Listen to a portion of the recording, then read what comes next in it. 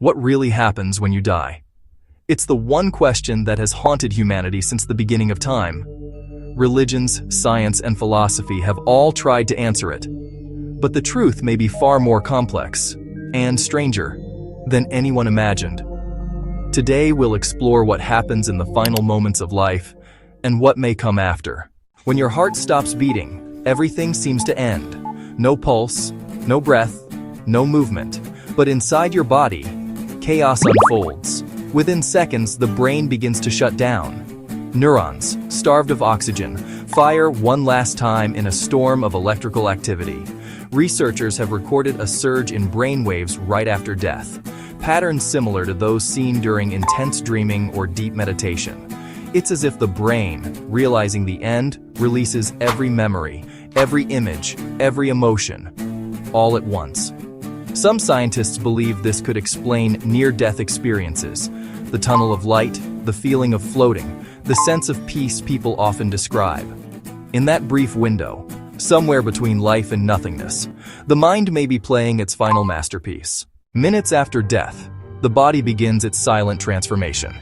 The cells, deprived of oxygen, start breaking down, a process called autolysis. Enzymes that once sustained life begin to digest the body from the inside out. The skin turns pale as blood settles. Within hours, rigor mortis sets in. The muscles stiffen as calcium builds up. It's the body's last attempt to hold onto its form before returning to the earth. Everything we are, every atom, every molecule, begins its journey back into the cycle of nature. From dust we came, and to dust we return. But what about those who came back? People who were declared clinically dead, and yet remember something beyond.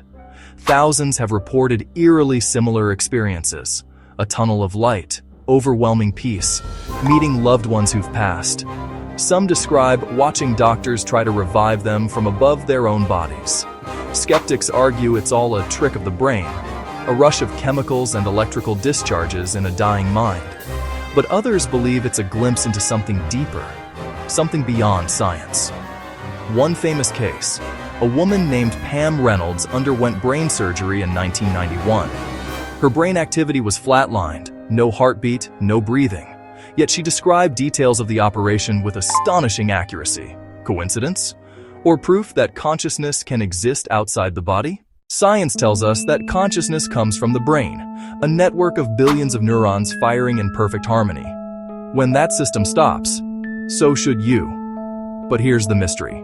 No one actually knows what consciousness truly is. Is it just electrical activity? Or something deeper, something that can't be measured with machines? Some physicists and neuroscientists suggest that consciousness might be a fundamental property of the universe, like space, time, or gravity. If that's true, then maybe it doesn't die when the body does. Maybe it simply transforms.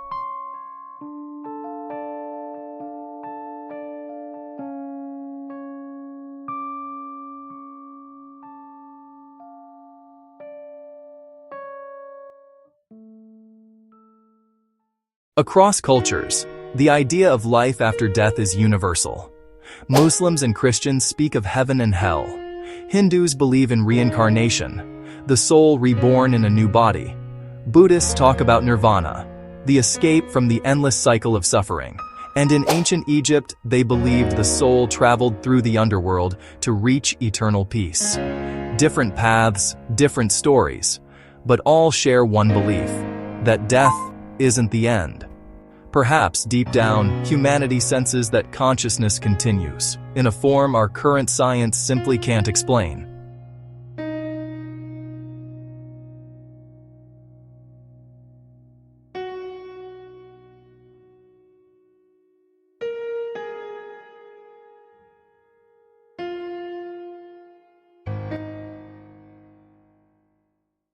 Maybe death isn't a moment, but a transition, a shift from one state of being to another. Every person who has brushed against that line describes the same feeling, not fear, but peace. As if the universe itself whispers, "It's okay."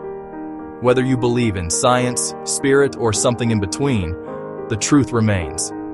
No one truly knows what happens when we die.